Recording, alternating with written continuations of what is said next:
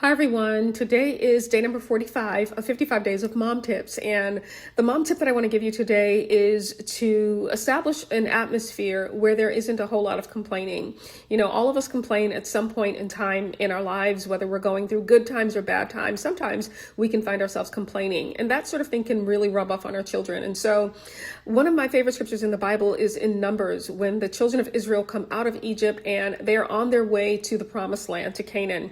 And they have been fed what Psalms 78 calls the bread of angels. They've been fed manna for the entire time that they've been in the wilderness, and they've been ungrateful. They begin to whine, they begin to complain, they begin to mumble and grumble and talk about the food that they've been eating, which is the manna. And God sends them quail. He sends them quail and they eat it. And then the Bible says that the Lord's anger burned against the people, and the Lord struck them with a very severe plague while they were still eating the meat, while they were still eating quail. After all that he had done for them, they complained.